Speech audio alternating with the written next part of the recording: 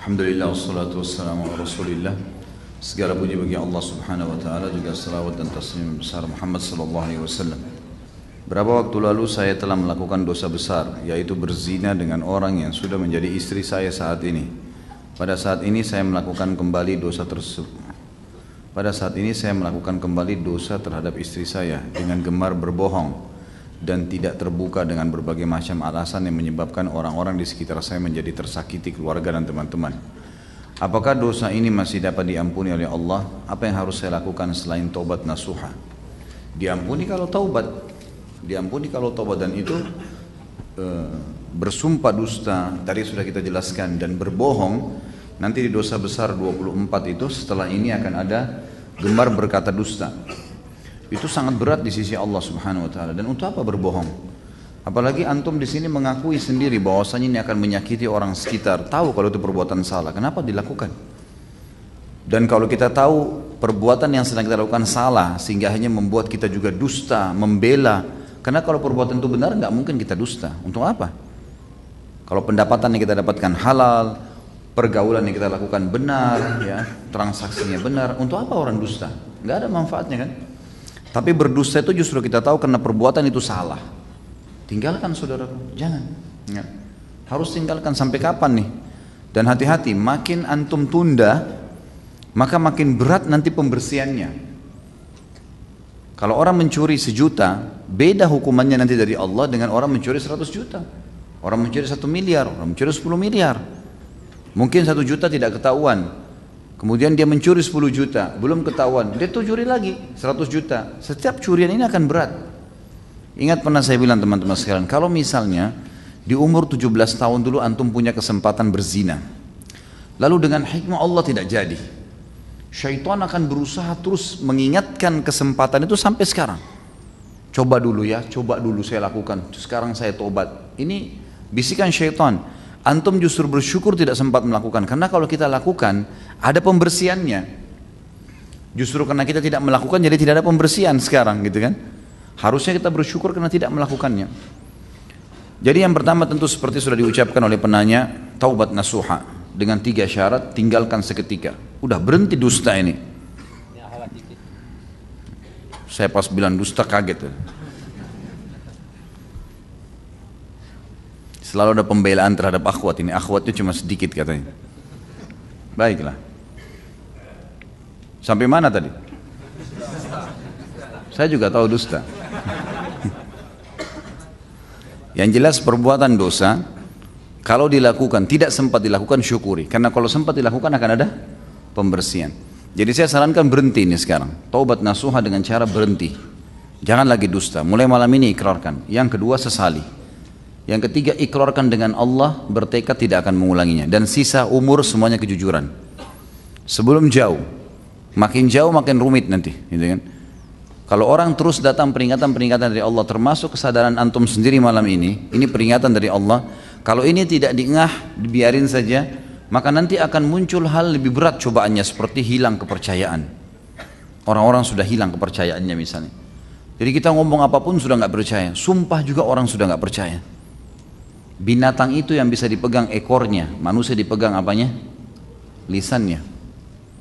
Harus hati-hati. Salah lisan kita ucapin, ini bisa membawa kita dipercaya sekali, atau malah kita tidak dipercaya sama sekali. Kita bisa memperbaiki orang dengan lisan kita, atau malah kita bisa merusak orang dengan lisan kita. Hati-hati. Makanya Nabi SAW berkata kepada Mu'adz, "Thaqulatka ummuk, wa hal yakubbun nasu nari illa ala alsinatihim."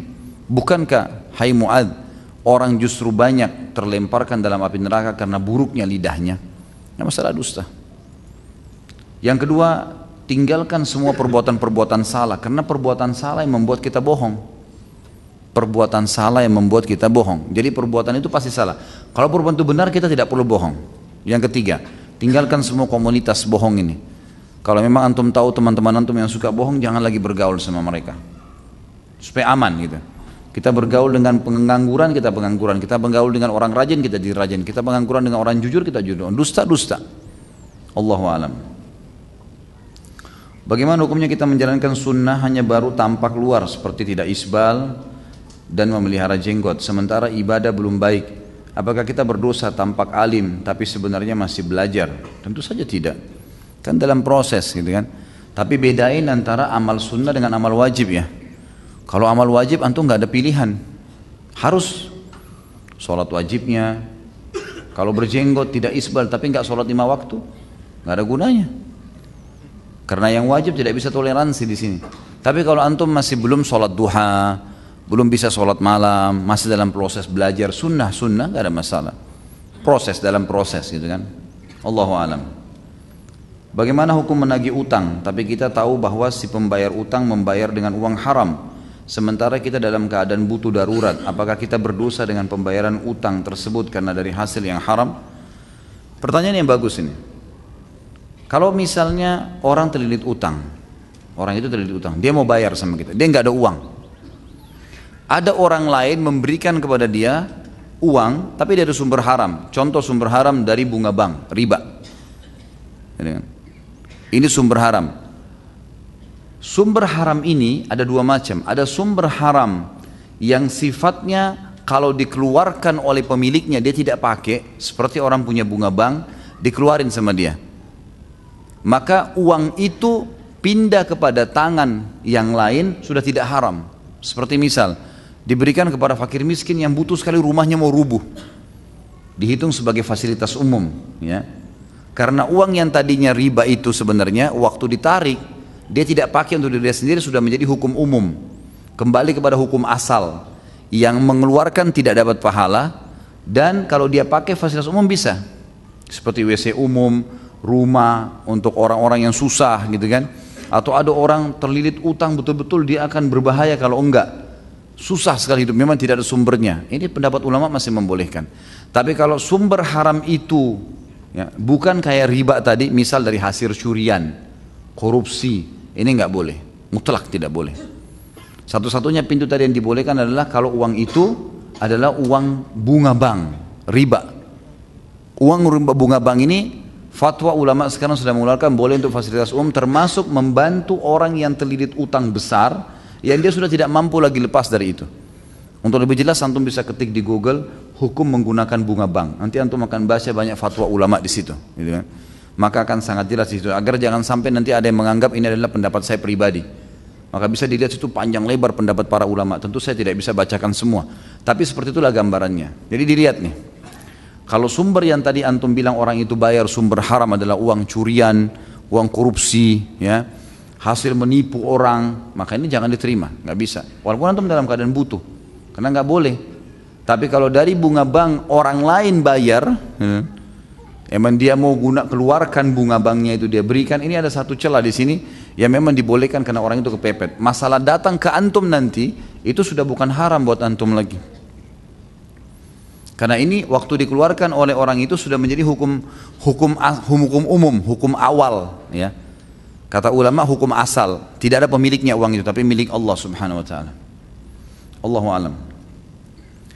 Bagaimana cara tobat nasuha dari dosa dusta? Apakah harus mengakui kedustaan tersebut terhadap orang yang pernah kita dustai? Tentu saja kalau berhubungan dengan masalah haknya, ada hak yang kita ambil, seperti kita dustai dia sehingga kita mengambil hartanya, menyita barangnya, gitu kan, merusak nama baiknya, maka itu semua adalah harus diperbaikin. Nggak boleh, harus ngaku sama dia, saya pernah ngambil barang kamu, saya dusta waktu itu, ini saya kembalikan, maafin saya, sambil bertobat kepada Allah, gitu kan. Tapi kalau orang dusta, mungkin dia bercanda sama temannya, kan bercanda pun tidak boleh ya, nggak boleh bercanda pun, nggak boleh dusta ya. Nabi SAW melarang, tidak boleh bercanda ya, walaupun dalam dusta, gitu kan. Karena kata Nabi SAW, saya pemimpin di awal istana surga bagi orang yang meninggalkan perdebatan walaupun dia benar. Kalau kita debat sama seseorang, jelas kita tahu orang ini sudah salah. Kita sampaikan argumen dia tidak mau dengar, sudah tinggalin. Orang yang tinggalin perdebatan di sini dapat istana di surga, di awal surga. Dan saya pemimpin, kata Nabi SAW, di tengah-tengah surga bagi orang yang meninggalkan dusta walaupun bercanda. Jadi nggak boleh bercanda nih. Dusta pun nggak boleh. Misalnya lu bercanda saja gitu kan. Oh semalam saya ke rumah kamu tuh, kamu nggak ada. Padahal sebenarnya kita nggak ke sana, dusta kan? Tapi tidak ada hubungannya sama materi yang diambil. Maka ini tidak perlu kita sampaikan kepada dia. Karena nggak ada hak, tidak ada hak dia secara materi yang perlu dikembalikan. Kita beristighfar kepada Allah dan niat untuk meninggalkannya. Allahu a'lam. Jadi kembalikan seperti itu.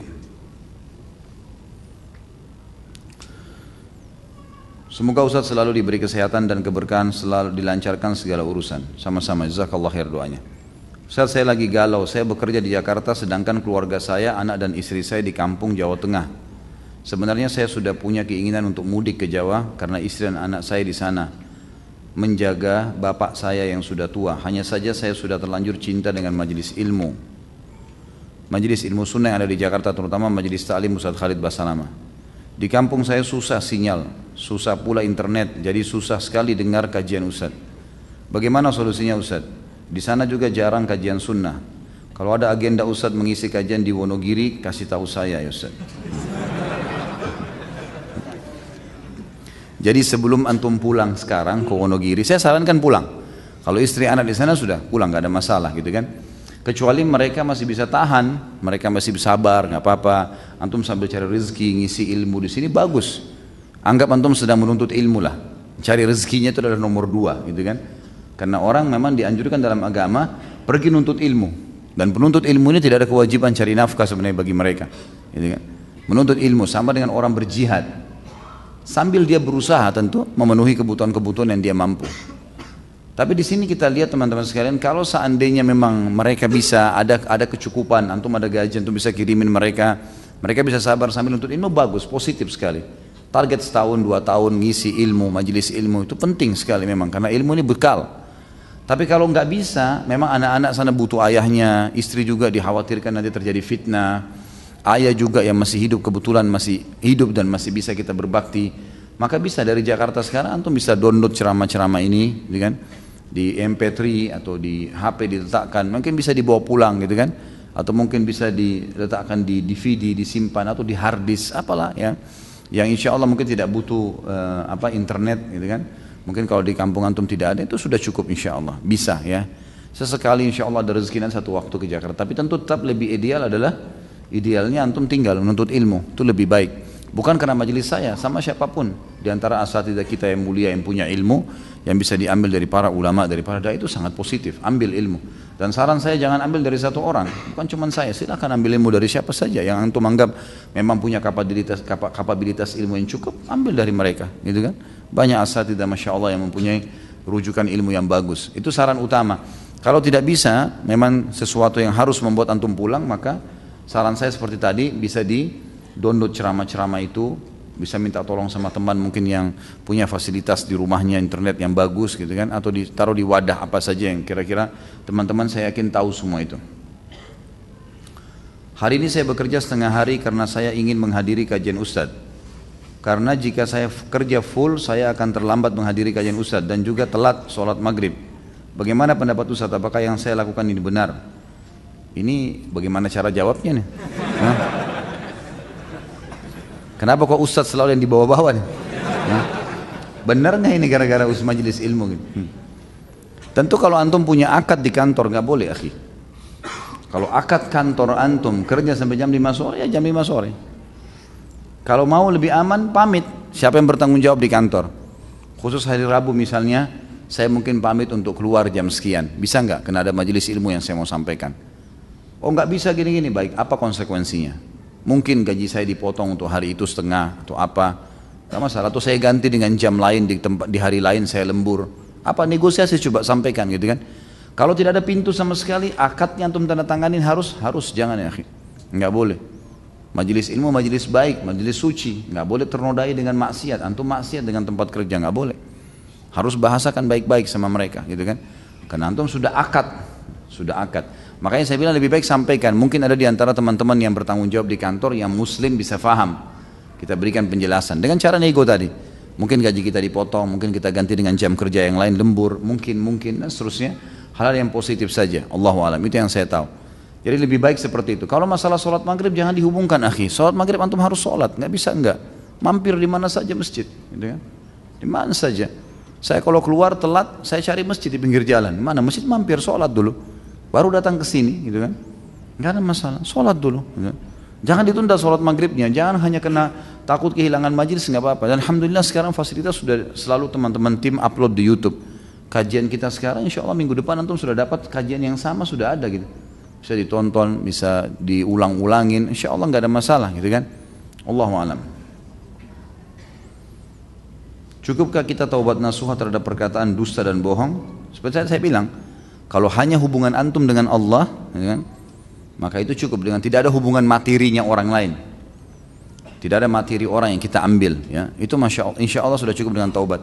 Tapi kalau ada hubungan dengan orang lain, selain taubat harus mengembalikan haknya orang itu. Bolehkah kita membela teman kita ketika sedang ketika sedang debat, walaupun teman kita posisinya benar? Tidak usah ikut-ikutan, akhi. Tidak usah ikut-ikutan. Saran saya jangan ikut-ikutan kalau ada orang yang sedang berdebat, berbicara, kecuali memang antum punya wewenang di situ. Kita sebagai atasan misalnya, atau kita jelas-jelas tahu si A ini teman kita lagi bertengkar sama si C dan kita si B. Kita tahu si A ini sebenarnya benar, tapi memang betul-betul dia tidak bisa, dia akan terdolimi, haknya akan terambil, dan kita bisa punya kompeten untuk bisa membelanya, ya silahkan. Tapi kalau orang cuma berdiskusi, dialog, kita langsung ambil kursi, duduk, dengarin, kita nggak tahu asal muasal dari mana ceritanya, main ikut-ikutan jadi pahlawan, janganlah, gitu kan? Nggak usah teman-teman sekalian, sibukkan diri kita dengan ibadah yang kita butuhkan, gitu kan? Sampai ulama mengatakan, saya berharap kalau bisa mata saya hanya melihat ke depan dan telinga saya hanya mendengar apa yang terdekat dengan diri saya, supaya saya tidak bertanggung jawab dengan apapun yang terlintas di depan mata saya. Karena mata ini melihat bertanggung jawab, telinga mendengar bertanggung jawab kan? Sampai mereka berkata seperti itu untuk menjaga supaya jangan sampai ada banyak hisab hari kiamat. Apalagi kalau ada orang yang sengaja iseng, ya, mendengarkan perkataan orang, ikut-ikutan terlibat situ, tuh nggak usah. Kalau antum memang betul-betul harus ya ingkar mungkar karena ini orang terdolimi, haknya akan hilang, maka itu nggak masalah. Tapi kalau hanya sekedar dialog biasa, ya sudahlah, biarkan saja gitu. Apakah ada hadis tidak boleh melakukan sholat ketika azan? Setahu saya tidak ada. Hanya saja memang ada hadis yang berbunyi kalau muadzin sedang menggunakan azan maka ucapkanlah seperti yang diucapkan. Karena memang kita disuruh oleh Nabi SAW ucapkan misalnya Allahu Akbar, kita mengatakan Allahu Akbar, syahadu la ilaha illallah, kita katakan syahadu la ilaha illallah, gitu kan. Kita ucapkan. Maka kalau kita sholat kan kita nggak bisa ikutin itu. Makanya sebagian ulama mengatakan beranjak daripada hadis ini lebih baik seseorang nunggu sampai azan selesai. Gitu. Tapi ini bukan larangan ya, ini hanya cuma himbauan. Boleh antum masuk masjid, antum sholat, boleh. Dan boleh kata ulama kalau selesai antum salam, muadzinnya juga sudah selesai. Baru antum mengatakan Allahu Akbar, syahadu la ilaha illallah. Seperti antum niatkan menjawab muadzin tadi. Padahal antum sudah salam, muadzin juga sudah selesai. Karena tadi kita terhalang dengan sholat. Atau mungkin kasus lain antum masuk masjid, antum lagi sholat tahiyat masjid, tiba-tiba azan. Selesai antum sholat 2 rakaat, azannya sudah selesai. Kita nggak sempat ucapkan apa yang diucapkan muadzin. Boleh setelah salam. Kata sebagian ulama, kita baru mengulangi muadzin itu untuk mendapatkan fadilah hadis, gitu kan?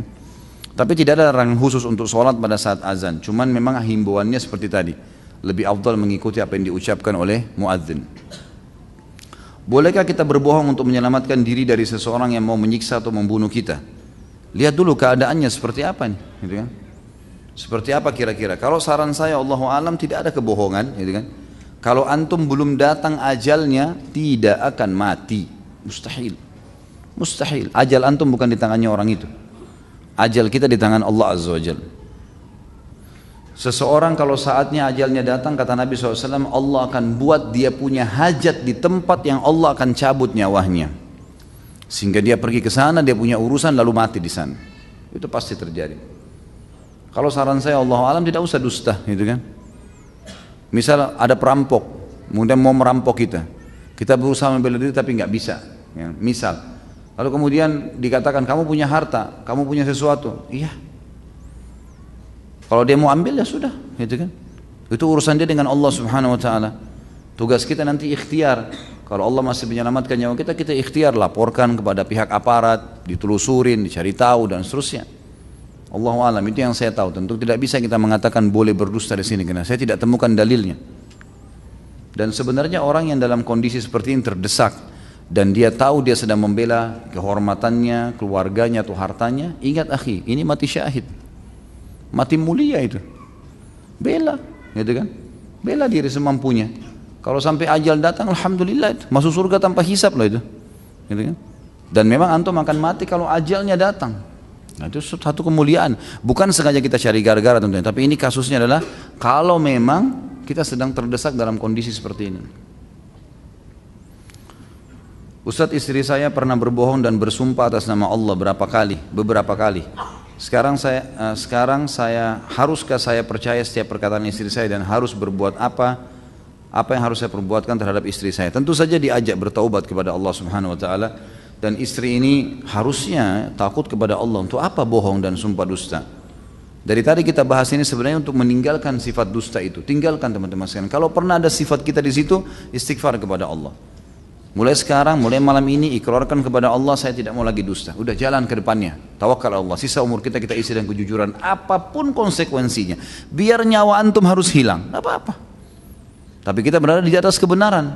Dan ingat, ajal tidak akan datang kecuali memang sudah ditentukan oleh Allah. Bukan karena kasus ada orang gebukin kita, ada orang serang kita, atau ada orang fitnah. Bukan. Jadi coba jujurlah teman-teman sekalian. Ini istri seperti ini, ataupun kalau ada kasus suami juga sama. Jangan dusta akhi dan ukhti. Ucapkan apa adanya. Saya salah, maaf ya, bantu saya lagi mau taubat. Ucapkan apa adanya. Insya Allah dengan kejujuran itu akan membuat orang lain, Allah akan lunakkan hatinya dia untuk bisa menerima keadaan kita. Nah, kita betul-betul mau perbaikin, dan kita harus berazam, bertekad. Dusta itu seperti orang, kata ulama, meletakkan duri-duri beracun di lidahnya sebenarnya. Dusta itu seperti orang meletakkan duri-duri beracun di lidahnya yang bisa setiap dia ngomong melukai mulutnya sendiri. Karena setiap ucapan dusta itu sebenarnya dia sedang melukai dirinya. Ya, sekarang dia dusta nih, dia lukai dirinya sebenarnya, karena kalau kebongkar dia malu sama orang-orang ini kan.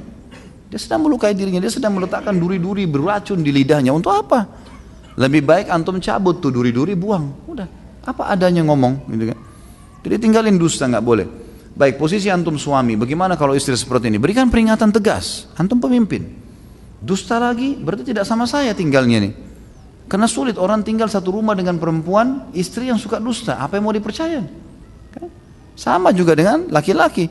Ada suami yang setiap saat dusta terus. Bagaimana caranya istrinya bisa tinggal sama dia? Kan nggak mungkin. Kita akhirnya bingung, yang mana yang benar, yang mana salah nih. Seperti kondisi antum sekarang, antum bingung kan ini? Penanya sekarang bingung. Ini apa yang saya harus perbuat nih? Apakah saya harus percaya atau tidak kalau dia ngomong? Dan orang yang dusta sudah sulit kan gitu. Sudah sulit. Ada kisah nyata terjadi. Seseorang suka bohong, bercanda, sambil bohongin teman-temannya. Satu waktu mereka ke pinggir di tengah lautan, terus dia loncat menunjukkan kepada teman dia bisa berenang, ternyata ya kram kakinya, tenggelam. Dia sambil minta tolong, temannya kira bercanda. Akhirnya mati benar gitu. Teman-temannya pikir oh bercanda, diketawa-ketawain dia. Ini suka bercanda soalnya, suka bohong gitu kan. Akhirnya dibiarkan, subhanallah, meninggal dalam keadaan begitu. Jadi nggak ada manfaatnya. Dan saya sarankan pribadi, kalau ada pasangan yang selalu dusta, tidak pernah mau taubat, jangan sama-sama. Allahu a'lam, karena kita nggak tenang ini. Mau tenang apa kira-kira? Telepon dia dusta, ketemu langsung dia dusta, apa saja dusta ini. Bahaya kan? Ini tidak boleh bersama teman-teman sekalian. Dan minta kepada Allah agar diberikan hidayah pada istri ini, agar dia berubah. Kemudian kita berikan peringatan-peringatan tegas. Kalau kau dusta lagi, nafkahnya akan saya tahan, ini kan? Dusta lagi, kau tidak akan bersama sama saya. Udah, ceraikan saya. Ya sudah, pergi, silahkan. Jangan ketakutan, ya. Ini banyak laki-laki ini, subhanallah, di Indonesia saya lihat perlu dicambuk gitu. Oh iya, terlalu lemah. Jangan pergi sana. Ngapain? Lah iya, sudah jelas istrinya pelacur. Ada gitu pernah kasus. Saya sampai nggak bisa tahan gitu ngeliat ada ikhwah datang, Ustaz, suami istri saya selingkuh sama laki-laki lain. Apa yang saya harus buat? Tinggalin. Ngapain tinggal sama perempuan begitu? Tinggalin, masih banyak perempuan lain akhi. Tapi nggak bisa Ustaz. Bisa. Kenapa nggak bisa? Bisa. Ini dia sendiri yang bikin kacau hidupnya nih. Saya kalau tidak nikah sama ini saya bisa gila. Gila bener. Bodoh dia sendiri. Kenapa? Perempuan banyak kok. Sama dengan akhwat juga, banyak laki-laki gitu loh, banyak yang soleh. Lebih baik kita isi sisa umur kita dengan hal-hal yang bermanfaat daripada habis di situ terus dalam kondisi yang sama. Ngapain kalau orang ini nggak mau taubat ya? Kalau orang ini mau berubah, alhamdulillah. Tapi kalau dia tidak mau berubah, apa nikmatnya antum hidup? Kalau setiap saat ditipu, dibohongin, ini kita taruh duit jadi takut, ini jadi takut, itu jadi takut, jadi was-was sendiri hidup. Untuk apa? Nah, Allahu a'lam, itu saran saya. Sekali lagi, kalau dia mau taubat, terima. Berikan peringatan-peringatan tegas, gitu kan? Berdoa sama Allah diberikan hidayah. Kalau tidak mau jangan bersama-sama. Allahu a'lam. Bagaimana cara merubah orang yang suka bersumpah dusta? Kalau pemerintah cambuk, ini kalau pemerintah cambuk 80 jerah. Karena memang begitu hukum syari'inya kan? Orang yang dusta, sumpah dusta itu hukumnya dicambuk. Diberdiriin di depan umum, bajunya kalau laki-laki dibuka punggungnya dicambuk 80, dilihatin orang-orang. Berdarah biarin, jadi dia kapok, berhenti. Itu hukum kalau pemerintah, mestinya hukum syari begitu. Makanya dalam buku-buku fikih kita namanya haddul muftari, hukuman cambuk bagi pendusta dan penyumpah dusta ini, saksi dusta, semuanya dicambuk. Surah An-Nur yang menceritakan tentang 3 orang yang akhirnya memfitnah Aisyah radhiyallahu anha berzina kan? Ada Muslim bin Abi Muslih, ada Hamna binti Jahash, dan juga ada Hasan bin Thabit. Sahabat-sahabat yang mulia tapi terikut arus, akhirnya dusta. Akhirnya menyebarkan berita dusta, dicambuk oleh Nabi SAW. Perintah Allah suruh cambuk 80 jerah. Ini kalau pemerintah. Kalau individu, nasihat ini nggak boleh, haram. Apa manfaatnya kau dusta? Apa manfaatnya? Nggak ada manfaat sama sekali. Untuk mendapatkan sesuatu manfaat dunia, hukumannya lebih berat. Nasihatin 1, 2, 3, 4, 5 dari tadi panjang lebar saya jelaskan banyak apa yang teringat pada saat itu sampaikan. Kalau tidak mau jangan bergaul sama orang seperti ini. Pendusta nggak boleh jadi teman. Ini sifat munafik. Orang mukmin tidak boleh punya sifat ini.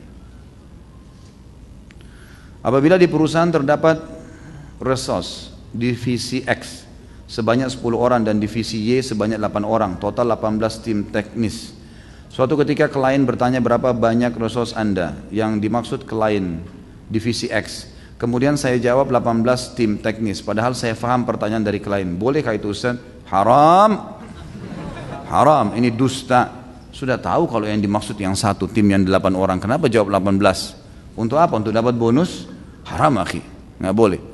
Haram ya, jelas, nggak boleh dibuat. Dosa. Ada orang yang sumpahnya mengatakan sumpah ketabrak semut.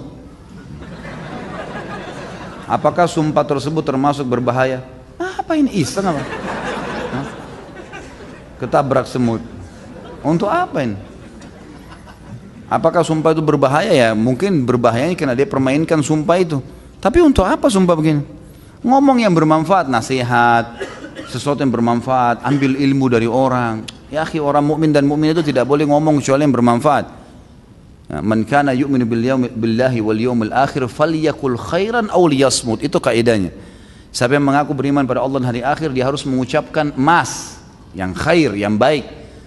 Ambil ilmu dari orang. Kalau saya targetnya, kalau saya pribadi, setiap kali saya ketemu orang, saya dapat ilmu apa dari orang ini? Saya selalu coba bertanya sesuatu yang merupakan kelebihan dia apa nih, supaya saya bisa dapat manfaat. Jangan kosong, atau dia dapat manfaat dari saya. Itu prinsip. Maka teman-teman kalau mungkin ada interaksi sama saya, mungkin pernah datang, saya nggak mau ngomong kosong tuh. Sesuatu apa sih yang bermanfaat? Ada yang bisa bermanfaat, sesuatu yang kita bisa tanya, ambil ilmu, atau dia dapat ilmu, dia konsultasi, silahkan. Kalau kosong untuk apa? Nggak ada manfaatnya. Karena umur kita berjalan kan, harus targetnya dari pahala ke pahala, dari pahala ke pahala. Apalagi nih, apalagi, harus begitu. Karena buku amal kita dicatat terus gitu. Maka jangan sia-siakan teman-teman. Cukuplah waktu-waktu dulu kita suka buang-buang waktu kosong. Kalau kita lihat buku amal kita dulu mungkin yang sering kita ngomong kosong, main gaple lah, main catur lah, buang-buang waktu. Apa manfaat? Dari mana itu orang bilang belajar perang dari catur? Bohong tuh. Mana bisa kuda jalannya L? Hah? Emang begitu orang di medan perang? Alasan semua. Apa ini buang-buang waktu kosong untuk apa teman-teman sekalian? Lebih baik antum baca buku. 1 jam, 2 jam baca berapa lembar, baca Al-Quran bisa 50, 70 ayat, bisa 100 ayat tuh. Kan majelis ilmu antum dengar ceramah lebih baik. Ya, daripada buang-buang waktu kadang-kadang di pinggir jalan sampai buang waktu berapa jam, berjam-jam. Semoga Allah kasih hidayah. Apa manfaatnya? Olahraga otak, baik olahraga otak juga baca, hafal tuh olahraga otak tuh. Orang yang sering menghafal, kenapa dalam agama dimotivasi hafal Quran, hafal hadis, ya kan? Nabi SAW memotivasi para penuntut ilmu untuk hafal, karena hafalan itu mengencerkan otak lah kalau bahasa kita ya. Hafalan, bukan dengan cara permainan, hafalan itu akan memberikan kepada kita tambahan. Itu yang dinukil dari para ulama kita, makanya mereka menghafal. Kita tidak pernah temukan di dalam agama kita ada istilah teka-teki. Coba antum lihat dari Al-Quran dan Sunnah, nggak ada itu Nabi SAW sengaja menjebak sahabatnya untuk menjawab atau nggak ada teka-teki. Jelas, A, B, B, jelas. Hafal, kerjakan, tinggalkan, jelas semuanya, gitu kan? Jadi ini yang kita lakukan, sesuatu yang bermanfaat, karena dari sesuatu yang bermanfaat akan mendatangkan manfaat yang lainnya. Jangan pernah ada waktu kosong. Siapa yang berlaku beriman pada Allah hari akhir, dia harus berkata yang benar, bermanfaat, atau dia diam saja. Di masjid-masjid banyak yang menghadiahkan bacaan surah Al-Fatihah ditujukan kepada para almarhum atau almarhumah, dan juga kepada Syekh Abdul Qadir Jailani. Kenapa kok Syekh Abdul Qadir Jailani bukan syekh-syekh lainnya? Jazakallah khair. Tanya yang lakukan. Jangan ke saya kan. Kenapa dia lakukan? Kenapa cuma Syekh Abdul Qadir Jailani? Coba tanya ini. Jadi kalau saya tidak punya jawaban, kan? Saya tidak tahu kenapa melakukan, karena saya sendiri tidak melakukan itu. Kan? Allahu a'lam. Bagaimana pendapat Ustaz tentang pemimpin yang sekarang hanya berumbar janji dan sumpah palsu, yang sudah mengiming-imingkan para rakyatnya dan ternyata sekarang hanyalah sebuah angan-angan palsu? Hukuman berat. Sumpah palsu, dusta, janji, bohong, ini semua luar biasa dosanya. Dalam hadis kata Nabi SAW, siapa yang diberikan amanah memimpin masyarakat, ya, kemudian dia meninggal dalam kondisi dia menipu rakyatnya, apa yang dia ucapin, diumbarin, ternyata tidak dijalankan, maka surga haram baginya. Hadis sahih itu. Jelas ancaman. Dalam hadisnya dikatakan dia pasti masuk neraka. Untuk apa? Untuk apa semua ini? Untuk dapat jabatan. Teman-teman coba bayangkan, anggap seorang presiden berhasil 2 periode, 10 tahun. Baik, berlalulah 10 tahun. Seperti apa yang dia inginkan dengan umbar janjinya segala. Setelah selesai 10 tahun, dapat apa? Dikenang namanya, dipasang fotonya, hanya itu. Lalu kemudian kita tanggung konsekuensi orang yang didustai satu Indonesia. Itu bukan main-main itu. Ini orang-orang kalau datang hari kiamat menuntut kita bagaimana nih? Satu orang aja sudah bisa habisin pahala kita, apalagi banyak orang. Bagaimana mereka tidak berpikir? Tentu itu pelanggaran ya, jelas-jelas itu. Dan ingat, mau dia pemimpin atau dia masyarakat biasa teman-teman, wallahi, saya bersumpah di masjid ini teman-teman, pasti konsekuensi hukumannya ada.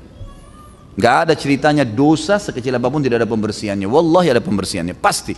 Kalau bukan masyarakat yang hukum, nanti akan dihukum tuh. Nanti masalah sama istri, masalah sama anaknya, nanti ada penyakit, nanti ada macam-macam. Allah punya cara, gak usah khawatir, gitu kan? Fir'aun, apa yang tidak dimiliki oleh Fir'aun? Menguasai setengah dunia, fisiknya sempurna, ngaku Tuhan, warganya, masyarakatnya mengatakan iya. Apa yang kurang gitu? Tapi sekarang cuma apa? Dikenang. Oh dulu ada namanya Fir'aun. Kisah-kisah tempat tinggalnya ada ya. Tapi apa yang didapatkan? Nol. Nggak ada apa-apa. Sekarang malah diancam dengan hukuman. Allah SWT memastikan siksa kubur, siksa akhirat berat. Dan orang-orang ini akan mengatakan pada hari kiamat tidak punya apa-apa lagi. Hukuman makin berat karena makin berat, ya, makin banyak perbuatan yang dilakukan dari kesalahan. Jika ada pemimpin yang ketika kampanye bersumpah dengan janji-janji, ketika menjabat tidak menepati janjinya, bagaimana sikap kita? Sedangkan kita tidak boleh melakukan demonstrasi untuk menuntut janji dari pemimpin ketika kampanye. Sabar, sabar saja. Waktu akan datang. Mau kemana dia? Muter-muter di bumi ini. Ujung-ujungnya mati, dihisab sama Allah. Mau kemana dia? Sabar. Kalau memang dia janjikan dia nipu, hukuman buat dia, gitu kan? Dan kita sedang terzalimi, kita punya hak untuk mendoakan. Kita punya hak nanti akan mendapatkan pahalanya hari kiamat. Jawaban saya itu. Apakah orang yang masuk paling terakhir surga dan orang yang paling terakhir keluar dari api neraka, orang tersebut dari golongan Nabi Muhammad SAW, sedangkan golongan yang pertama dihisab adalah umatnya Nabi Muhammad SAW. Dan Nabi Muhammad SAW tidak akan masuk surga sebelum umatnya masuk ke surga terlebih dahulu. Tidak tahu apakah dia dari umat ini atau dari umat lain. Tapi hadis Bukhari menjelaskan akan keluar penghuni surga terakhir dari neraka. Itu hadisnya begitu. Penghuni surga terakhir dari neraka. Seperti itu saja lafaz hadisnya. Tidak dijelaskan apakah umat Islam, umat Muhammad SAW atau umat-umat sebelum kita. Allahu a'lam. Itu enggak jelas. Masalah hadis bahwasanya umat Nabi Muhammad SAW pertama surga bersama dengan umatnya. Ini adalah umat-umat Islam yang masuk surga dulu. Memang dasarnya mereka sudah masuk surga tanpa hisab atau mereka sudah lolos di hisab. Itu memang masuk bersama Nabi SAW. Tapi yang punya dosa masuk neraka dulu. Yang punya dosa masuk neraka dulu. Dan ada di antara umat-umat Islam, umat Muhammad SAW yang kata Nabi SAW dalam hadis riwayat Tirmidzi, ada di antara umatku akan menyelamatkan dengan syafaatnya. Maaf, ini kalau tidak salah hadis riwayat Bukhari. Ada di antara umatku yang bisa menyelamatkan dengan syafaatnya seperti jumlahnya suku Mudar. Suku Mudar ini ada suku besar sekali di zaman Nabi SAW, itu jumlahnya mungkin 100.000 orang. Jadi seseorang hari kiamat kalau lolos dari timbangan amal, misal antum Masya Allah ibadahnya banyak nih, lolos timbangan amal, dosa kita sedikit. Misal pahala 100 juta, dosanya cuma 10 atau 20, banyak yang lebih. Maka kadar lebihnya pahala kita itu kita bisa menolong orang lain, tapi tidak dikasih pahala kita ke dia. Allah dengan kemahamurahannya kadar lebih pahala kita bisa tolongin orang tua kita dan seterusnya. Nah ini kata Nabi SAW, ada di antara umatku nanti yang bisa menyelamatkan, ya, bisa menyelamatkan seperti suku Mudar. Jadi 100.000 orang, satu suku semuanya, karena banyaknya pahala dia, sedikitnya dosanya. Dan ada di antara umatku nanti di neraka akan dibesarkan tubuhnya sampai dia sendiri poster tubuhnya itu terisi salah satu sudut neraka. Jadi saking besarnya dan disiksa. Artinya ada juga dari umat Muhammad SAW yang disiksa. Itu bukan mustahil. Artinya disiksa dulu, nanti kalau bersih dosanya baru masuk ke dalam surga gitu kan. Jadi antum jangan campur baurkan ya antara hadis Nabi Muhammad SAW masuk pertama kali surga bersama dengan umatnya. Umat yang masuk ini umat Islam yang memang lolos. Yang masuk neraka dulu ya disiksa dulu sampai bersih. Ini satu. Hadis yang tadi berhubungan dengan nanti orang yang terakhir keluar dari neraka ini tidak ada penjelasan apakah itu dari umat Muhammad SAW atau umat lain. Tapi yang jelas nanti akan keluar manusia terakhir dari neraka, penghuni surga terakhir dari neraka. Seperti itu hadisnya. Semoga Ustaz Halid beserta keluarga selalu diberi kesehatan dan selalu dalam lindungan Allah. Amin. Sama-sama. Jazakallah khair. Yang saya ingin tanyakan, bagaimana hukumnya jika saya menjual barang yang saya beli dengan harga yang lebih tinggi daripada harga beli saya? Kalau saya jual kali ya, lebih tinggi daripada harga saya beli. Misal saya beli TV dari teman seharga 500.000, kemudian karena saya bosan saya jual ke orang lain dengan harga 650.000. Bolehkah saya mengambil tersebut? Harga jual di pasaran masih lebih tinggi dari harga jual tersebut. Boleh, boleh saja, nggak ada masalah. Jangankan antum sudah pakai, saya dagang, saya beli barang modalnya 10.000, boleh nggak saya jual 100.000? Boleh saja, nggak ada larangan, karena tidak ada penentuan persentase keuntungan gitu kan. Cuman memang orang yang bijak adalah orang yang melihat pasaran. Mungkin ada saatnya di mana antum beli barang, stok gudang orang banyak, dia kasih diskon. Harga pasar 100.000, kita dikasih harga 50.000. Kita masih bisa jual 70.000, kita masih bisa 80.000 gitu kan, masih ada untung. Kita masih bisa jual 60.000, nggak ada masalah. Atau kita mau jual 100.000 karena pas lagi ada diskonnya besar, nggak ada masalah, nggak ada larangan semua itu. Allahu a'lam. Bagaimana hukumnya jika sedang melakukan negosiasi dengan vendor, kita punya anggaran X rupiah, tapi kita punya target untuk tidak dihabiskan anggaran tersebut sehingga kita menekan harga hingga di bawah anggaran tersebut. Apakah termasuk dusta? Dosa itu akhi yang antum tahu dalam diri antum berkecamuk. Subhanallah, orang kalau mau buat dosa itu dia tahu dalam jiwanya ada sesuatu gejolak, ada masalah. Kata Nabi SAW dalam hadis sahih riwayat Imam Ahmad, dosa itu yang bergejolak dalam hatimu walaupun kau sudah tanyakan pada siapapun hukumnya. Kita lebih tahu. Sekarang antum tujuannya menawarkan kepada vendor dengan anggaran tertentu. Padahal antum sudah niat dari awal, memang niatnya memang bukan begitu anggarannya. Memang mungkin mau diambil keuntungan atau mau dia apa, dan antum tahu diri antum sedang ada rekayasa informasi di situ. Dusta, akhi. Hati-hati antara antum dengan Allah Subhanahu wa taala nih. Saya cuma bisa jawab sesuai dengan pertanyaan, tapi antum lebih tahu keadaannya. Seperti kasus kemarin ada seorang akhwat bertanya pada saya di taklim, Ustaz hukumnya suami saya begini, begitu, begini. Pertanyaannya jelas seakan-akan dia terzalimi. Saya jawab apa adanya. Suaminya telepon saya, Ustaz afwan, ada beberapa waktu istri saya bertanya di pengajian katanya begini-begini. Lalu saya tunggu di sini saya, karena itu versi dia. Sebenarnya Ustaz begini kejadiannya diceritakan. Maka saya dengar dari dua pihak. Baru kemudian saya luruskan pada saat itu. Dan harus kita berlaku adil. Saya jawab apa adanya, karena tadinya istrinya saya berikan jawaban karena dia seakan-akan memutar pertanyaan untuk membenarkan perbuatannya. Menurut suaminya itu perbuatannya salah semua dan ada bukti-buktinya dan seterusnya. Berarti kan memang ini kembali kepada antum nih. Makanya Nabi SAW mengatakan dalam hadis riwayat Muslim, siapapun yang aku hakimi sesuatu yang dia tahu dia menzalimi saudaranya, maka jangan dia ambil. Karena kalau dia ambil, maka berarti saya sedang memasukkan sebagian anggota tubuhnya atau ke dalam tubuhnya api neraka. Hati-hati akhi. Apa adanya, proyek sekian ya sekian. Memang jelas ada keuntungan, ya ada keuntungan, gitu kan? Tidak ada masalah. Tapi jangan direkayasa keadaan tersebut. Kalau misalnya kita menawarkan produk, hampir sama pertanyaan sebelumnya. Saya punya proyek, kira-kira saya tahu modal saya 300 juta. Saya menulis dengan keuntungan yang saya harapkan 100 juta. Baik, 400 juta masuk, silakan. Pertimbangan negosiasi sekian, masih ada 70 juta. Baiklah, saya ambil proyek tersebut. Halal aja. Tapi saya tidak mengerti sekarang yang dimaksudkan dalam pertanyaan seperti apa. Apakah nanti misalnya kita presentasikan kepada atasan atau kepada vendor, ini loh saya sekian saya akan lakukan begini, begini, begini. Tapi kita tahu sebenarnya angka-angka ini adalah ada rekayasanya. Hanya untuk ada kepentingan pribadi yang akan kita dapatkan di situ. Makanya tidak benar semuanya. Termasuk dalam seperti ini juga teman-teman sekalian adalah menulis anggaran dengan angka tertentu, ternyata kemudian pada saat kita kerjakan proyek kita kurangin kualitasnya misalnya, atau kita kurangin supaya kita dapat keuntungan lebih. Ini semua tetap tidak boleh. Antara antum dengan Allah, antum lebih tahu. Hati-hati. Allah Subhanahu Wa Taala dalam ayat dikatakan Innallaha la yakhfa alaihi syai'un fil ardi wala fis sama'. Allah itu tidak tersembunyi apapun baginya di langit dan di bumi. Jangan main-main dengan Allah Subhanahu Wa Taala, berbahaya.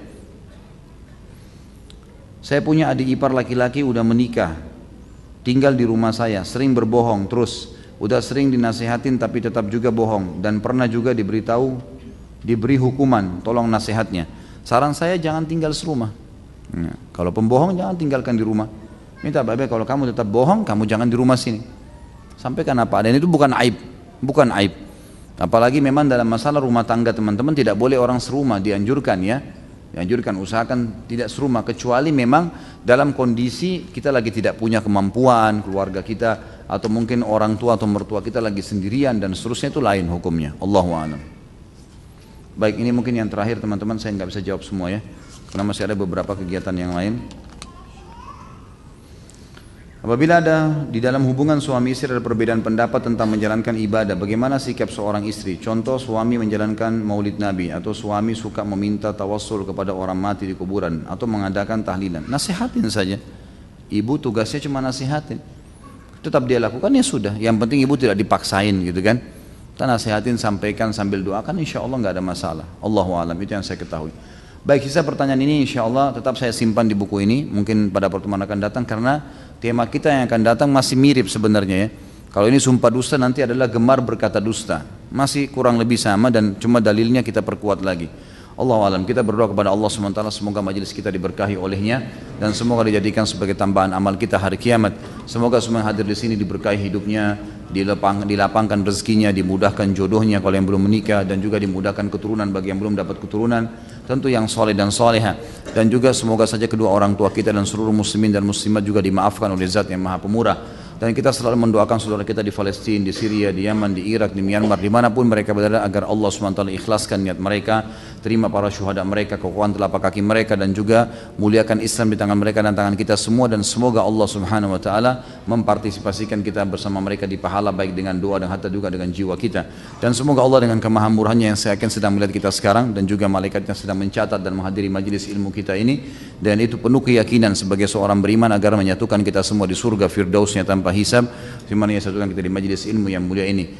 Sebelum kafaratul majelis, kembali lagi saya mengajak teman-teman untuk mengikuti ceramah-ceramah resmi di www.khalidbasalamah.com, dan berikan dukungannya kalau nonton di YouTube dengan share, subscribe, dan juga bisa di share ya, dibagikan kepada teman-teman kita, bisa disebarkan di Facebook antum, bisa di mana-mana, dan silahkan. Selama tidak komersial insya Allah terbuka, dan alhamdulillah sekarang sudah bertambah sampai 400 lebih ceramah yang dari beragam macam ilmu yang bisa insya Allah dipelajari. Ada serial sahabat, ada sirah nabawi, ada dosa-dosa besar, ada kitab Bulughul Maram, ada Minhajul Muslim, ada pembatal keislaman, ada Riyadhus Shalihin, ada mahkota pengantin, banyak yang kita bedah di situ. Tujuannya supaya ini menjadi sistematis. Jadi teman-teman yang tidak sempat pun hadiri, ada halangan, bisa tinggal download kemudian beli bukunya dan diikutin. Mudah-mudahan insya Allah bermanfaat, dan sesekali ada kesempatan bisa hadiri majelis kita langsung. Mudah-mudahan ini bermanfaat. Dan ini insya Allah sudah dilakukan oleh teman-teman kita di luar negeri. Saya dapat informasi dari Eropa, dari Amerika, kemudian dari beberapa negara-negara di Asia juga, yang sampai saya kemarin ditelepon oleh salah seorang jemaah kita yang ikutin di YouTube dan beliau warga negara Singapura, dari Singapura mau datang khusus untuk mendengarkan ceramah kita. Insya Allah ini sangat besar manfaatnya. Bayangkan kalau antum yang berhasil men-share ke mereka dan akhirnya mereka bisa mendapatkan manfaat itu. Berapa banyak pahala yang didapatkan, karena tidak semua orang punya kesempatan untuk menyampaikan ilmu. Bukan saya memuji diri saya, tidak, tapi kenapa tidak kita kerjasama untuk sama-sama menyebarkan ilmu ini, sementara tinggal dikirim saja, gitu kan? Tidak ada sesuatu yang sulit di situ. Mudah-mudahan bermanfaat insya Allah. Baik, kalau ada benar dari Allah pastinya, kalau ada salah dari saya mohon dimaafkan dan saya beristighfar kepada Allah. Subhanakallahumma bihamdika asyhadu an la ilaha illa anta astaghfiruka wa atubu ilaik. Wassalamualaikum warahmatullahi wabarakatuh.